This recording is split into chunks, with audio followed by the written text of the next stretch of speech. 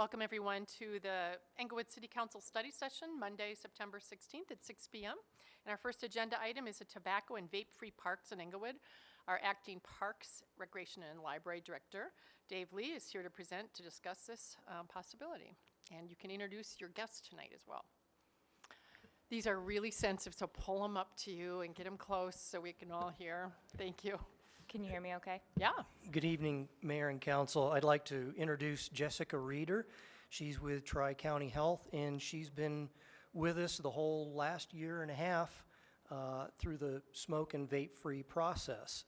So I just asked her to come tonight to ask or answer any additional questions. I think we've all been through a lot of this, so I'm going to kind of cut to the meat of this. And staff recognized that an ordinance codifying an outright ban would only be successful when accompanied by an aggressive educational and information campaign. At the July 11th meeting in 2019, the Parks and Rec Commission meeting staff suggested that a signage and information campaign be initiated prior to consideration of a no smoking ordinance. Staff recommended further that public response be monitored to determine the effectiveness of such a campaign. Feedback would include gathering input from sports teams, picnic shelter rental users, general park rental users, and also include a survey on social media. Commission members, Parks and Rec Commission members asked for further information on the details of the possible signs, and were pleased that Tri-County Health had reiterated its commitment to paying for the appropriate signage. Englewood Parks and Recreation Commission provided a formal recommendation to Council to adopt this approach during its September 2019 meeting. The financial impacts for the city of Englewood would be minimal, basically some labor supplied to install the signs, since Tri-County Health has been very gracious in paying for the signs or funding for the signs. So it's really our conclusion, and we're recommending to Council a tobacco and vape-free educational campaign for the city of Englewood parks. With that, I would certainly entertain any questions, or if Jess has anything to add. I think that at this time it's good to note that an educational informational campaign is a great way to start. Having that in place is really going to enable the most enforcement, and a lot of people tend to comply when they know that something like that is in place. So I think this is a great way to start, and just like Mr. Lee mentioned, we're still happy to help pay for those signage and help with that educational informational campaign as well with best practices. So, yeah. Great, thank you, and thanks for being here. First up is Mayor Pro Tem Russell. Thank you, Mayor, and thank you for coming. I have a question. Have we done any baseline studies? How big of a problem is smoking in the parks? Has anybody gone out and observed and just kept track of it? I don't go to the parks a lot, but I do walk through it a lot, and I've not ever seen anybody smoking in the park. So is there any baseline information? There is no baseline information, but going out throughout the day and some weekends, I have observed some people smoking. I don't think it's a rampant problem, but people are going to smoke where they're able to smoke. And right now there are no regulations. So it's perfectly legal and natural to do that. Okay, but so my question is, how are we going to know exactly how effective it was? By surveying the sports teams, asking the people that rent our shelters for feedback, getting information out, and also receiving feedback from social media too, are our plans. And then even sending people out into the parks, staff out into the parks, and when they see people, enter into conversations. We have a number of the parks staff, and they're each assigned their own park to oversee, and I would envision that we would ask them to go out periodically and just, when they encounter people, just ask them questions and get their feedback. And I think that's good to do that, but if people see a few people smoking, if we don't have a baseline, how do we know how effective we're being? That's all I'm asking.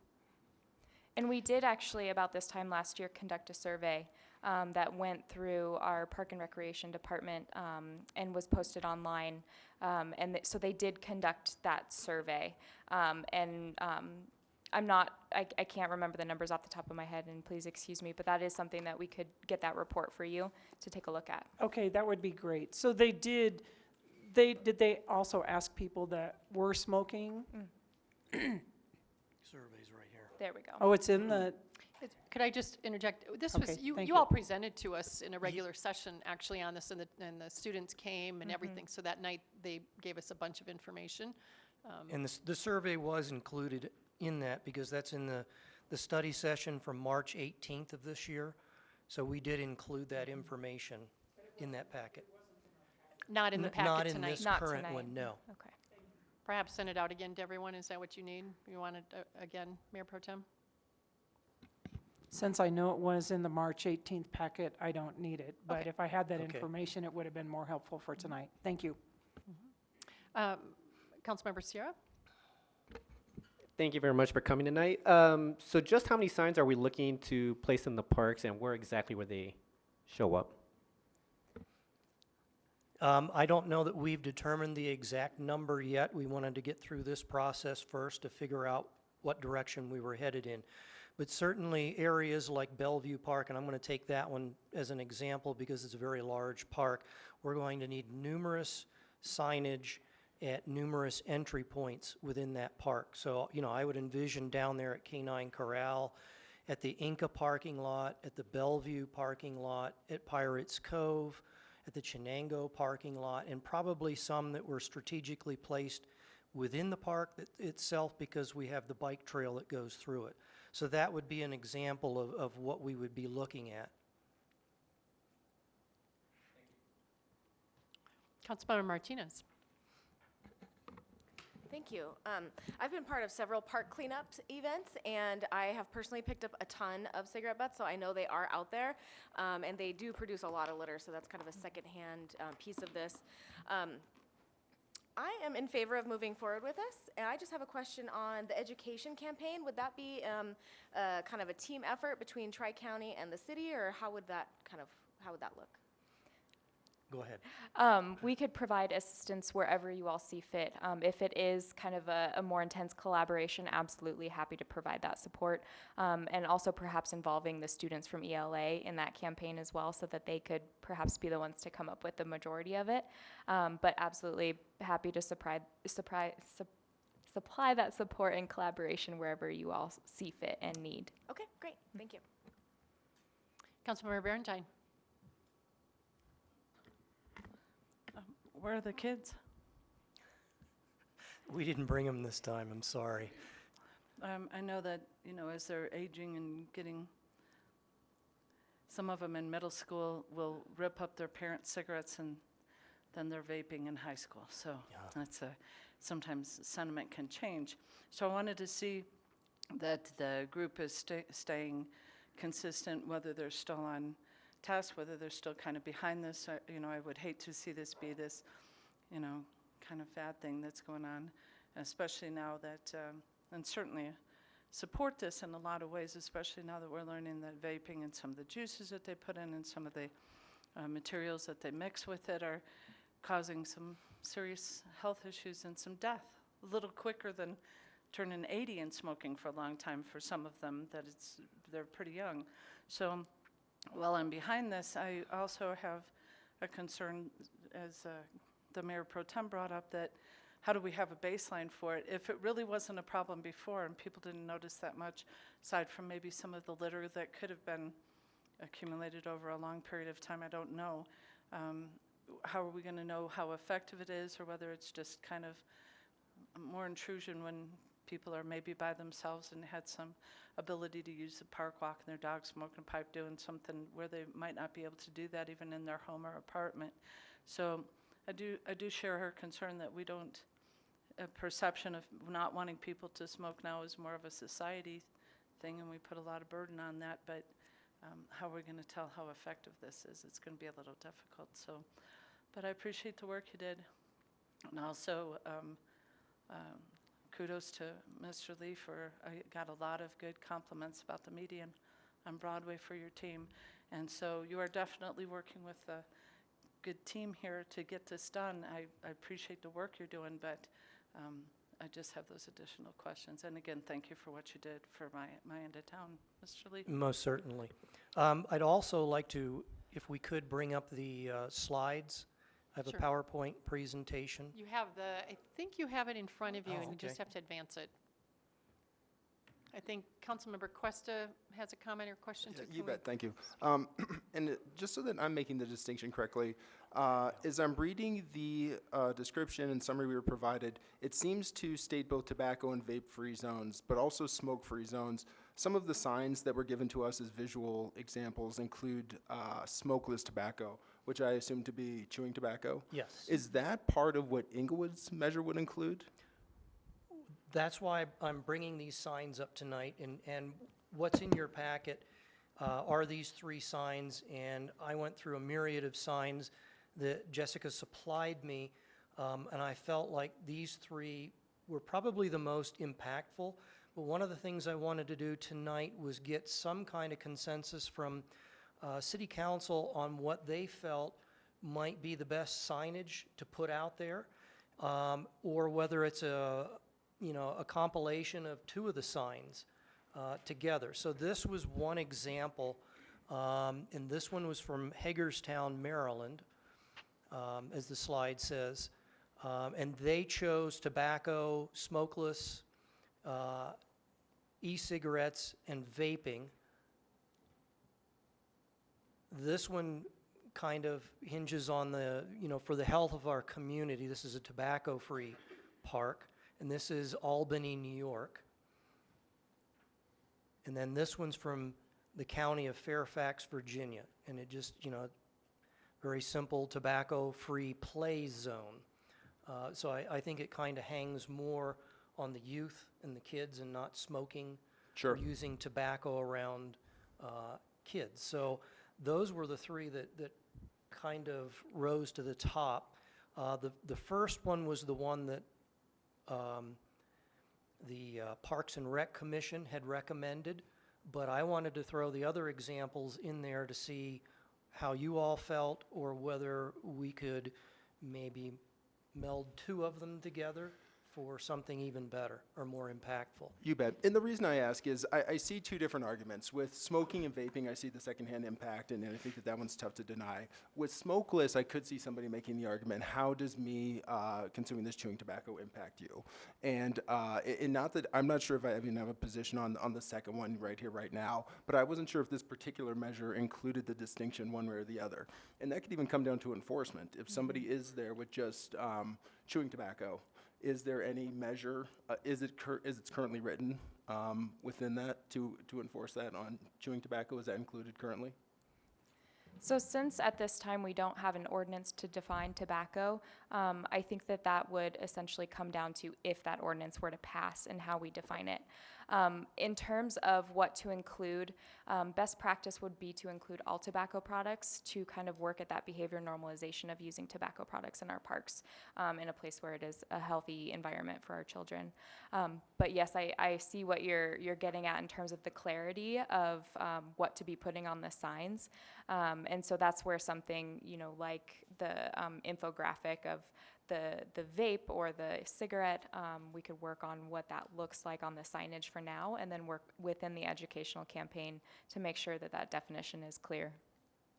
Thank you, and I appreciate the time. Thank you. And again, if council feels strongly that they don't want to include smokeless tobacco, again, that's why I put these signs up here. We certainly could amend them any way you saw fit. Thank you, Mr. Member Cuesta, are you finished? I am. Thank you, Mayor. Anybody else?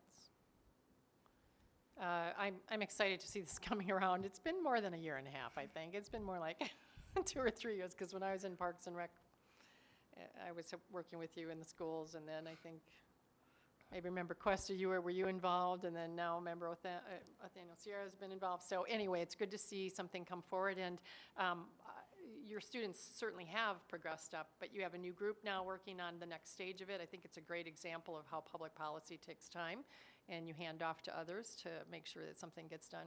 I'm in favor of tobacco-free in general, just say tobacco-free, and not get all caught up in it. It's a voluntary program. We're not talking about ordinance yet. I think this will help do behavioral kind of work, but that's just my perspective. On a campus that is tobacco-free, and of course, you just get asked to leave if you have it, but people really do appreciate it and seem to move on and realize that it does impact others. I think for children in particularly, pro-social modeling is really what we want to go for here rather than punitive kinds of things and trying to help people. They have lots of other places they can smoke, sidewalks, in front of their house, alleys, whatever. But yeah, I really appreciate the work you've done on this. And thank you for being willing to pay for the sign. So I don't know, do we need to give you more direction on this? I mean, we're just fine with going ahead with it. I mean, when we've had several meetings where we said, yes, bring it forward. And Councilmember Sierra. I was just going to mention, in terms of the 3 signs, I do prefer the first sign. Reaching out to a couple of the students, they were also in favor of small sample size, but they too were in favor of example 1. So I like the wording as is as well. So do you need any more direction from us tonight? I mean, is anybody in opposition to us kicking off this campaign and seeing how it goes? Mayor Pro Tem. So can we make a decision here? So is the consensus just going to move forward with it, or are we bringing it to City Council? So Councilmember, so I have a question for our manager. I think, do we have to vote on this? I mean, can it just be a park thing that we've said, go ahead and try it? It's not an ordinance. It's simply a voluntary practice. Or maybe the city attorney needs to weigh on this. I don't know. We weren't looking for a vote, just some direction. Basically, this was kind of an update. I know last time that we were here, you had asked about enforcement, and as we rethought this again, we really wanted to try this approach because it's less heavy-handed, number one, and then just ask what people's thought, what the council's thought was on signage.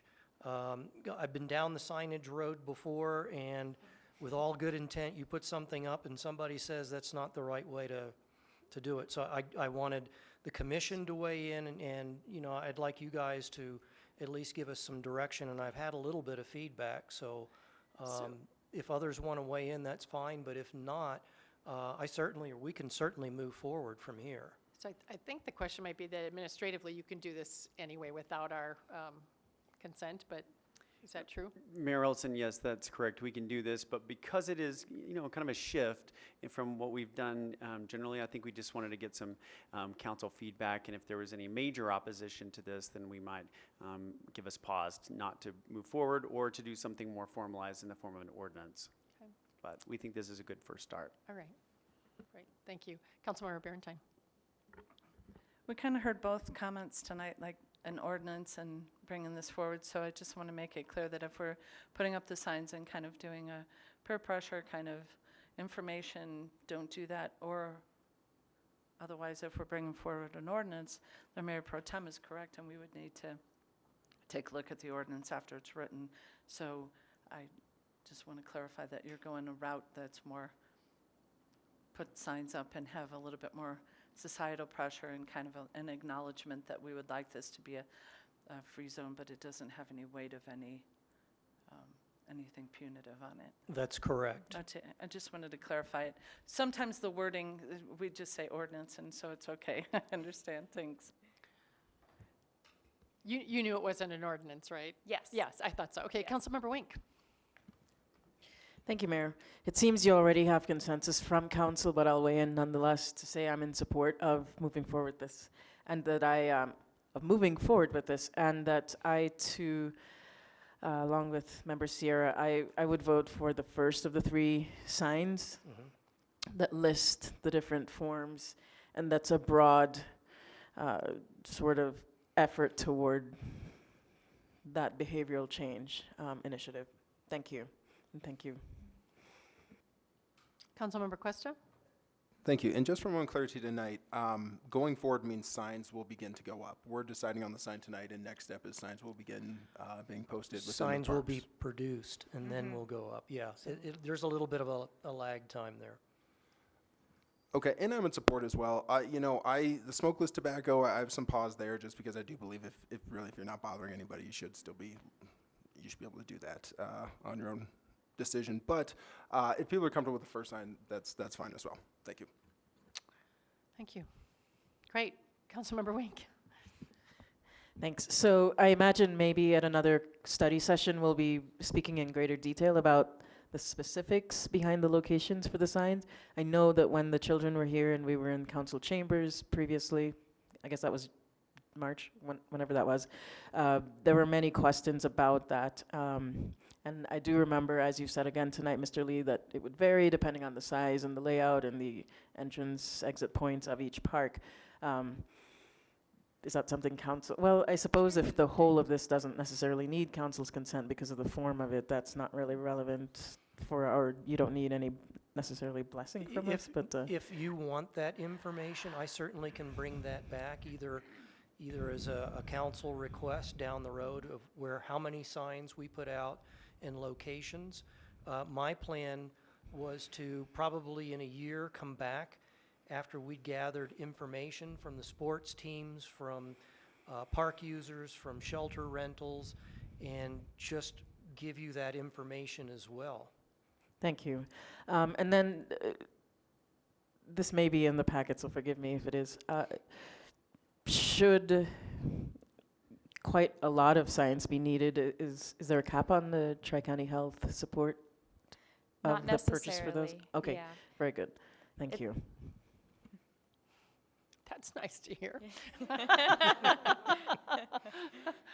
All right, Member Questa and Member Winks, I bet you're done. Okay, great. Hopefully that gives you enough information. Look forward to seeing what comes of it. And thanks to the students who are still working on it. Hopefully they're learning a lot. They're very excited. We'll certainly keep them involved and apprised of what's going on. Yeah, so this kind of reminds me when we went through some of the worst drought and we didn't impose water restrictions, but we had voluntary and people went way beyond what the norm was for voluntary. And so I think when people know while I like the first sign because it's so direct, the actual third sign is the reason why. You want it to be a free zone for children and to learn and play and the pro-social behavior is really helpful. So if we want to change the public health, this is one way to do it. Thanks. Very good, thank you. Thank you so much for your time. Next, thank you, is our marked crosswalks guidelines and art in the public right-of-way. So Public Works Director Maria DeAndre is here to present and discuss the marked crosswalks guidelines and the art in public right-of-way.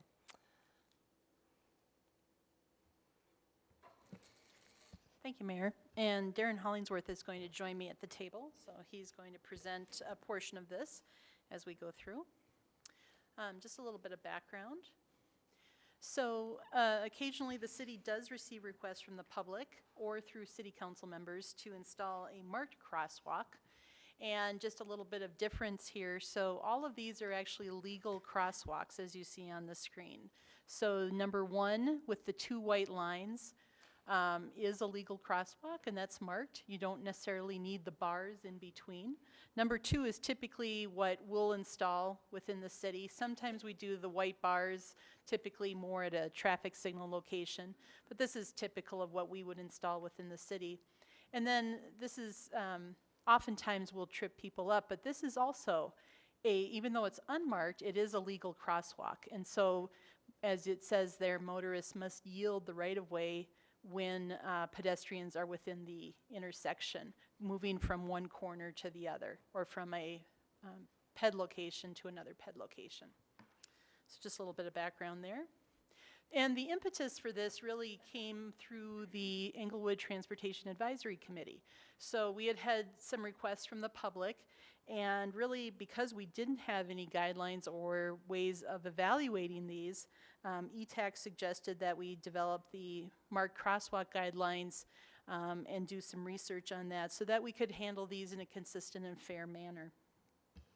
And really the idea behind marked crosswalks is that they do direct pedestrians to a designated place to cross. They alert drivers to the potential presence of pedestrians, and then it legally establish a crosswalk where one might not exist. This photo shows, this is not in Englewood, but is a mid-block location, and so where there's not a corner where it would be considered a legal crosswalk, the marked crosswalk with signage here indicates that pedestrians may be present for vehicles that are on the road. And so we did do some research. We based these on national standards through the Federal Highway Administration, as well as we looked at Denver's guidelines. They had a very good document that we adopted some of that language. So there were 3 criteria established. One was for locations where there's a high pedestrian demand. So we will go out and actually count the number of pedestrians during peak hours, and we'll have to evaluate when that might be. For some locations, such as school locations, that's probably before or after school, but in some locations, perhaps where there's shopping or another draw like a church, that might be on a weekend or during the weekday during a higher volume. So it really depends what that peak hour might be. And that has to occur for at least 2 days per week during at least 1 hour of the day. And so this is one of the Denver elements. We actually will adjust the pedestrian count for vulnerable populations.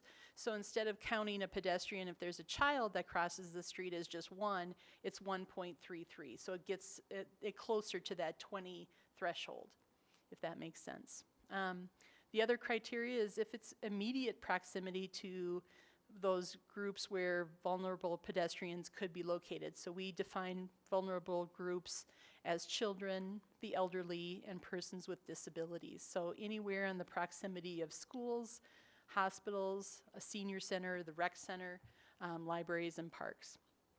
So, and then the third criteria was where it would serve a multi-use path or trail. There's a location, I believe, on Clarkson where we have a trail crossing the road. It's sort of a mid-block location.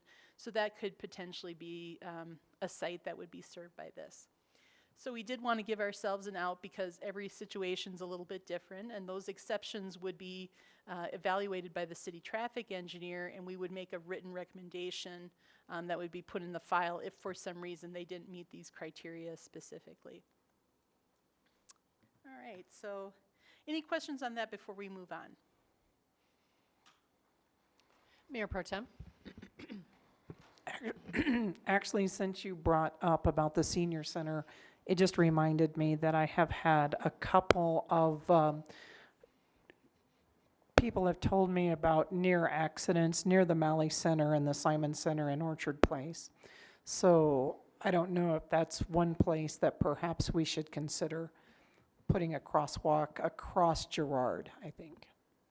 I believe we have one there too, but I think the request has been, if I'm correct, Mayor Pro Tem, is for the flashing or like the PED indicator light. And so we want to subsequently look at where does it make sense to do something like that. So I think we have one, but I'll verify that. And the one, I think what people were talking to me about was there is a crosswalk from the Malley Center over to the parking lot. But there is not necessarily a crosswalk from either side of Lincoln over Girard, and the bus stops over there, and so I Gotcha. think that's what part of the issue is. Great, okay, thanks Thank for If clarification. I could jump on that a little bit further, they also come down the street pretty quickly in one of those areas, and they come flying down. And so it might be that there's a sign that needs to be up a little bit further that there's a crosswalk coming. Sure, some pedestrian ahead signs, great. Councilmember Sierra. So what would the definition be of a high pedestrian demand, or what would be considered a pedestrian? So I'm just thinking if it's an unsafe area and they don't feel like walking that crosswalk and they're jaywalking or they're not jaywalking, what are we considering a pedestrian if they're not walking across where we would put a marked crosswalk? So each individual would count as one, and again. If they try to cross. If they tried to cross, yeah, but typically we'll look in like a couple blocks either direction as we're taking counts, and then that way we can kind of funnel to where's the where's the most people crossing. So it's not going to be at that exact crossing, but we might look a couple blocks either way. We're doing that in Dartmouth right now, as a matter of fact. You are doing that at Dartmouth right now? We are. Okay, because I know there are some families that feel like they've been sort of orphaned neighborhoods that need to come south, and yours is Mayor Pro Tem's neighborhood is one, but that won't be filled in that circle with lots of kids, but yet the ones that are trying to get across to school, they might not get it up to the 20 peds per hour. And so do you entertain looking at specialized areas where there might be a need? We do, and we actually talked about that exact location at ETAG last week. Okay. So it might not serve the exact circle, in this case Dartmouth Circle, but there is reasoning that one of the ETAG members spoke about to get students down, because there is a walking route to a bus stop that's further south down by, I believe it's Romans Park. And so when he talked about that, so it might not be right at Dartmouth Circle, but we might be Further down north. just a couple blocks. Yeah. So we're looking at that. Great. Thank you. Great. So we'll move on. So as we talked about this process and these guidelines for marked crosswalks, we also talked about, wouldn't it be fun to do artistic crosswalks? So these are popping up in different neighborhoods, not only in the Denver metro area, but in other places around the country. And these are just a couple of examples that I was able to find. This one up in the upper right is in Denver. It's on Broadway. I forget the cross street, but it's closer to downtown. Okay, all right. And it is at a signalized intersection. You can see the shadows here of the signal heads. This is a location down in Castle Rock where they put in forks, spoons, and knives. It's kind of in their downtown area. And these are just some fun ones. Some involve colors, some involve just the black and white. And so, again, we wanted to take a look at this and just see if this made sense as we were talking about it. So we created Denver also has some guidelines for artistic crosswalks, which we relied heavily on. And the idea is that we would not put these at locations that didn't meet our marked crosswalks guidelines. So if they have to meet the marked crosswalk guidelines in order to be considered as an artistic crosswalk. Locations must be 30 miles per hour or less, because this is somewhat distracting for drivers. And we want to make sure then whatever goes in between those two transverse white lines, you can see it. I picked these examples specifically. Here they have the two white transverse lines. Here they have that. Here they don't.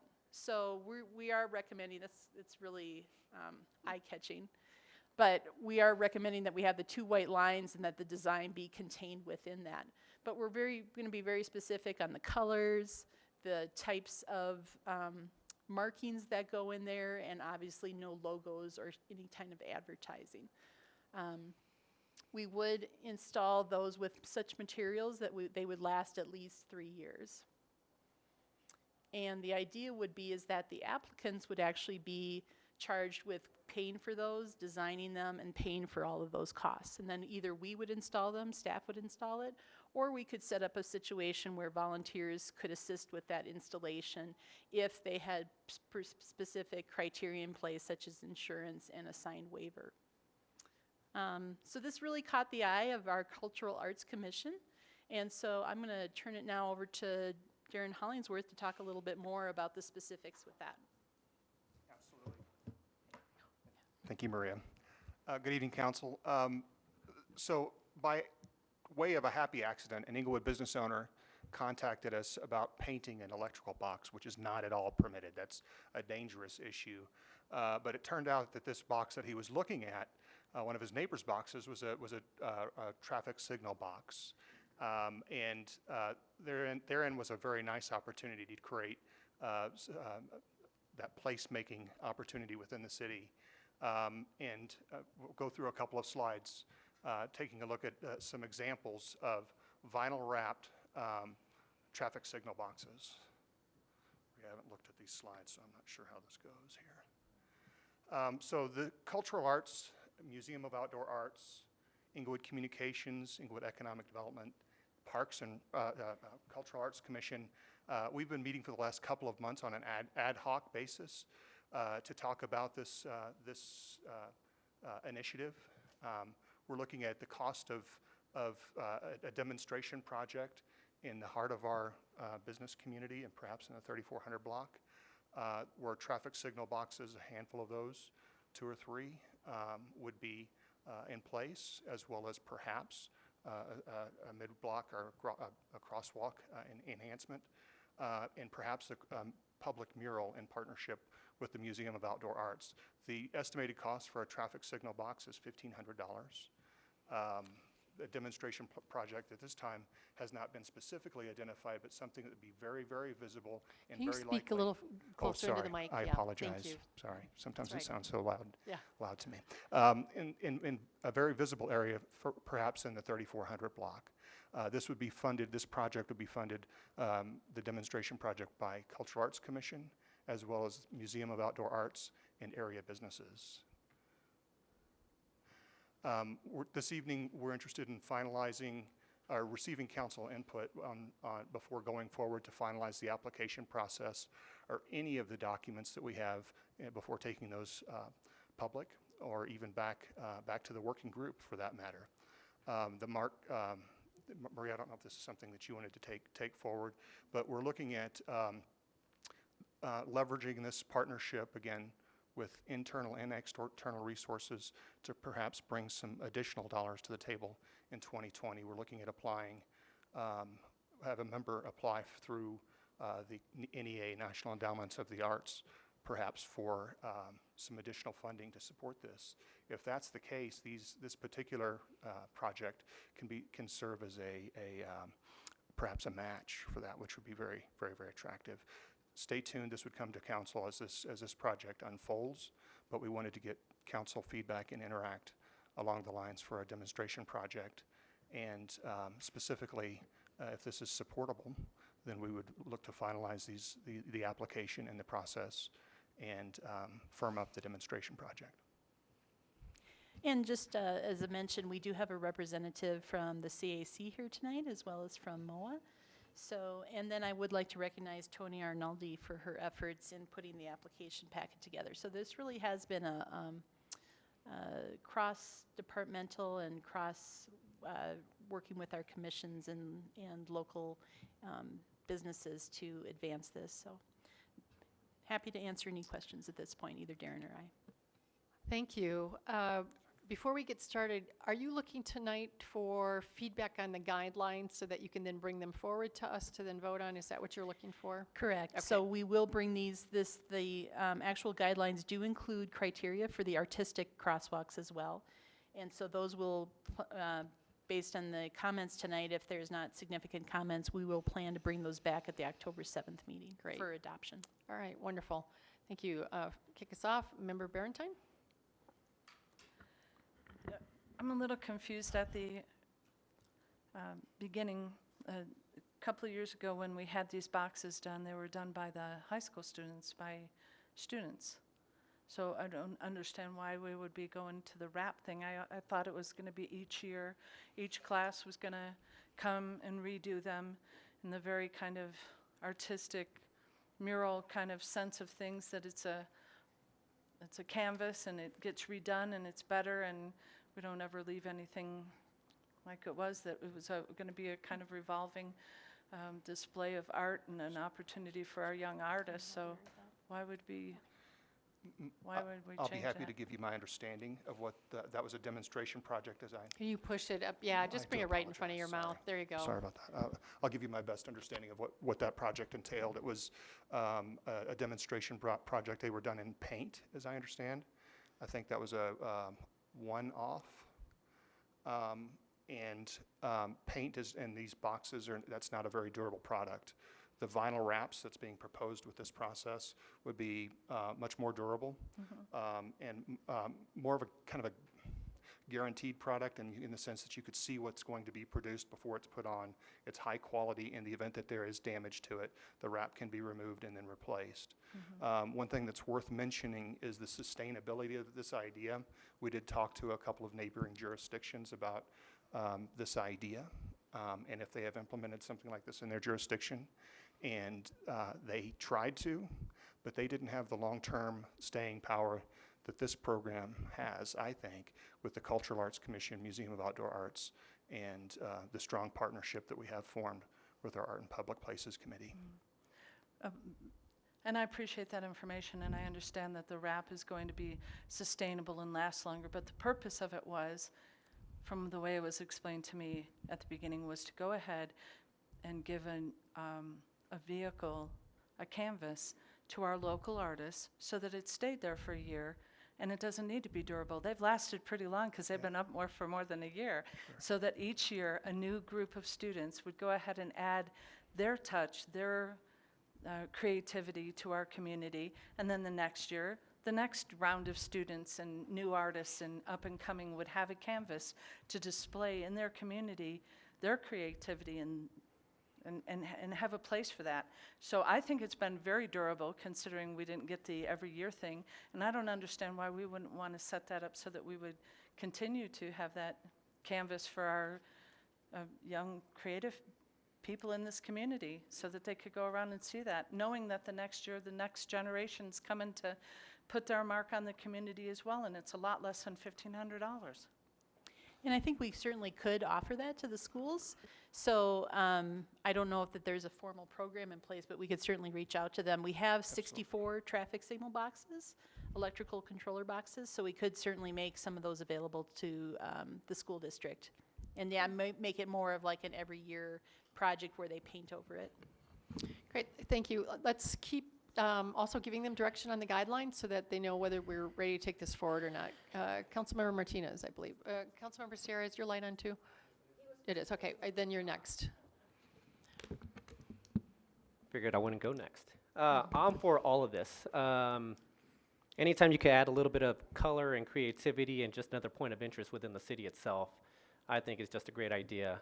I do have one question regarding the 3 years life regarding the crosswalks. Are we just expecting that after the 3 years or once the paint starts to fade? Do we bring in another artist, or what is the plan after the 3 years?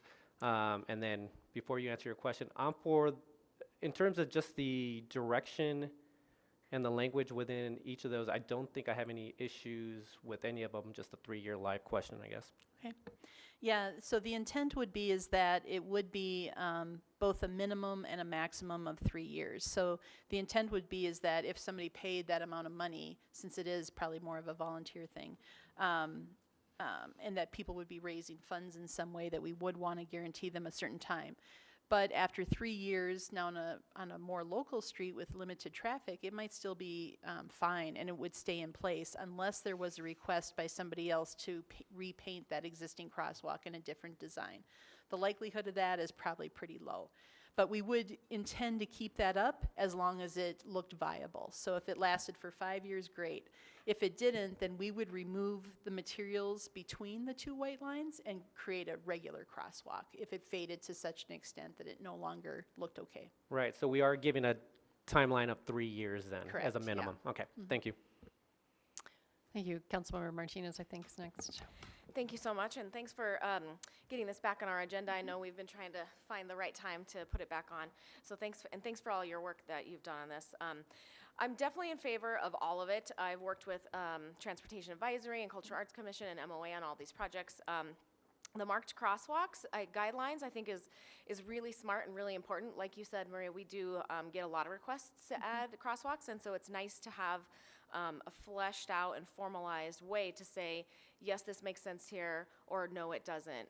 So I think that is, first and foremost, and we definitely need to have that. And I think the analysis and criteria makes a whole lot of sense, especially as it relates to kind of taking special note for schools and churches, and especially our hospitals. We have a lot of really important hospitals where a lot of folks travel that are seniors or folks with disabilities. So I think those things are really important. Absolutely in favor of that. And I know Transportation Advisory spent a lot of time working through this, and they were very thoughtful in their discussions and deliberations. As for the artistic piece of this, I think the program that Councilmember Barentine was talking about was a one-time project with Museum of Outdoor Arts and the schools to work with the students on how to kind of work together on a public art process. So it was kind of a one-time thing, which was great, and it was successful. And I think if we want to do that again, we could look at that. But I think that's kind of separate from this. The artistic crosswalks, also Cultural Arts Commission spent a lot of time and effort looking through all the different criteria and thinking through what kind of scenarios may bubble up to the surface, what kind of groups may want to offer something like this. And so they spent a lot of time thinking through different scenarios and see what makes the most sense in terms of logistics and also providing art to the community. And I'm all for any time that we can collaborate to make Englewood more beautiful, and I think this is a great case in point, and I'm 100% in favor of all of it. Great. Councilmember Cuesta. Thank you, Mayor. So for my own clarification, as I look at the financial implications, what we're being asked for tonight, the $8,000 that's discussed on slide, where 10 of 24, this is just going to be dedicated to crosswalks. Excuse me, that's correct. Thank you. And so if they're $1,500 a piece with the 8,000, we get 5 out of it, would you estimate? The $8,000 is an estimate for the artistic crosswalks. And for the artistic crosswalks, a volunteer group would have to upfront all of that money. So that's what we're estimating to design, create the, it might be like the actual decals or some that we would create in thermoplastic. You can have a firm do that. So they would have to pay for the cost of the design, installation, and the actual fabrication for whatever those materials are, as well as a small amount for removal and maintenance. So where does the city's expense come into play? Only for a regular marked crosswalk, for the white bars or the white lines across the street. So the artistic crosswalk costs $8,000. That is the city would be paying that $8,000. No, this would be Okay. a volunteer group or a business perhaps that wanted to install something as a decorative or artistic look. Okay, thank you. That definitely gives me more clarification. Going back to the financial implications, which I think goes back to the $1,500. So there is nothing out of pocket for the city. Is that Correct. Am I understanding that correctly? We would, like if we had a marked crosswalk that met the guidelines, we would install those white lines across the street and perhaps some signage. But we have that within our operating budget already. We wouldn't have to add any more funds to accommodate this because we do get a certain number per year. We just now would have guidelines to help again, be consistent about how we approach those requests. Okay, understood. Thank you. That definitely clarifies a lot of that for me. And then going to the traffic control boxes that you mentioned, $1,500 a wrap, if I understood on those two. So is that a separate matter, as I'm not really seeing those funds outlined here? That, I believe, what we're proposing is that we would just, we're not asking for specific action by council, that this would just be another process that we would have in place. It'd be a work in the public right-of-way permit, and they would have to submit their design. Kind of at the end of the packet is application for that process, so that we would approve the design before it was installed. But it would essentially be a work in the public right-of-way permit.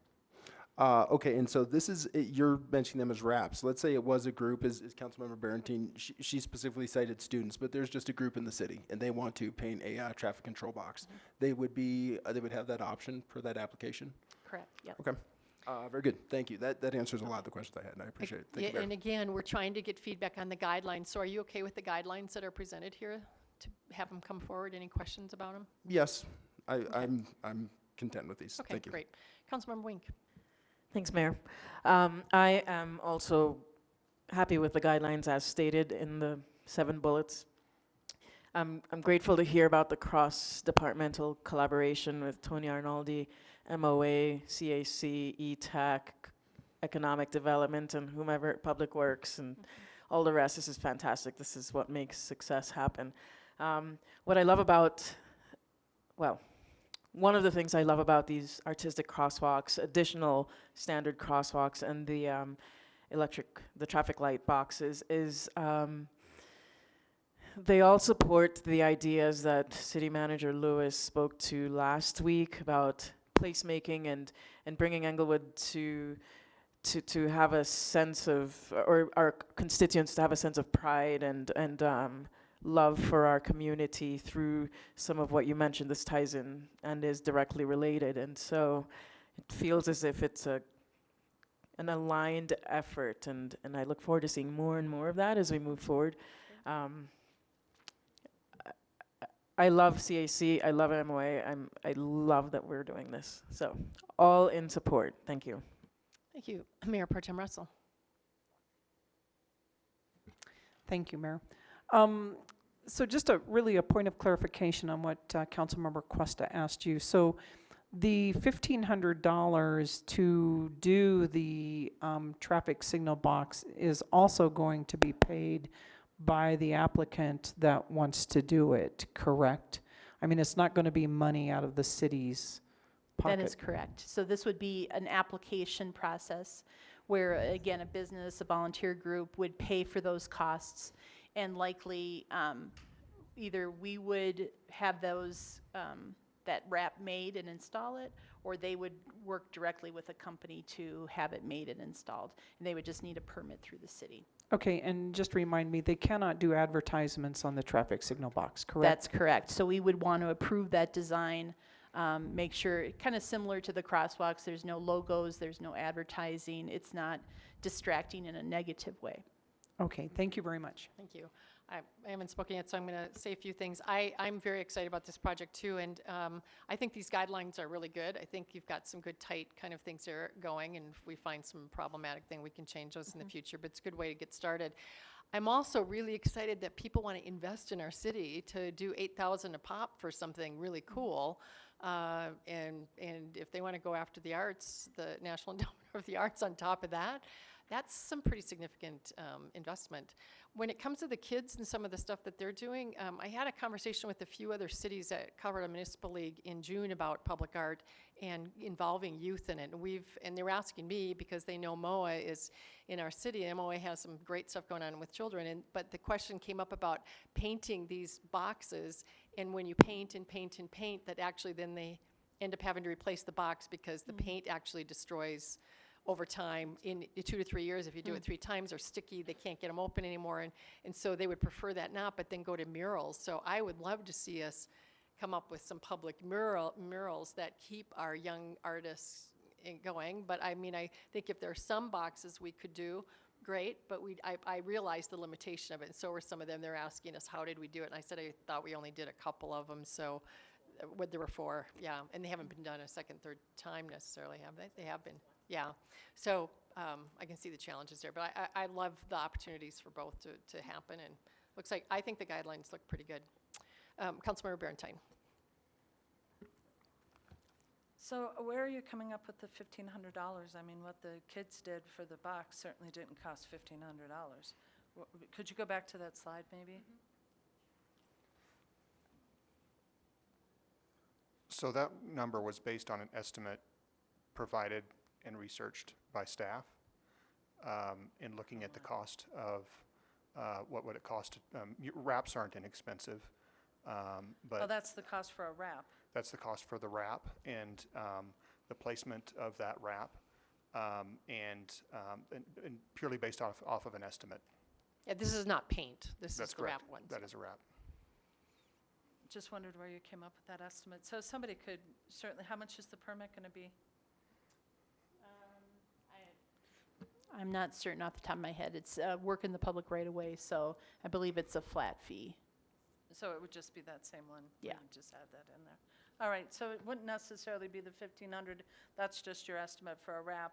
So somebody could go ahead and do that for whatever cost they're going to do it for if they get that design approved and are within this criteria, and then whatever material that gets approved to use. So it could cost them $20. Correct. I think we would want to look into the mayor's comment about how many layers would we want to put on, or avoiding the joints at least, so that we can get the box open and closed again. Or taking the previous one off. Yeah. Yeah. Okay, thanks. Councilmember Cuesta? And then I'm going to let this be our last one. Thank you. And just so we're on the same page, so as I'm looking at the guidelines, it appears, and I'm now on page 21 of 24, that chosen designs will be converted to digital images and printed on high-quality vinyl wraps. This seems to imply that a wrap is the only acceptable material for a traffic control box. Am I misunderstanding that? Would paint be allowed as well, or is a wrap the only option? Well, I think that's something based on our comments tonight that we'd go back to MOA and the CAC and talk about. So again, we haven't finalized process for the application, which is right at the end here, for the traffic signal boxes, would be, we could modify that to include paint if that was still an option. So that is not included right now, you're correct. And maybe there are other concerns as well, that you get enough layers of paint, you can't open the thing anymore. And so it sounds like there could be other considerations. Maybe paint works, maybe it doesn't. But if it is something that was an option, I would like to see it, because $1,500, that makes it a bit exclusive for some folks, whereas paint is certainly a lesser material. But again, if that's going to pose a problem to the traffic control box, it would be the lesser priority. Thank you. Thank you, Mayor. Thank you. Alley beautification is another way to do murals. Thank you. Thanks for your work on this, and we look forward. I think there's enough support to bring it back with some options there to a regular meeting. Thank you, and we'll adjourn this meeting and meet over in the regular meeting in just 5 minutes.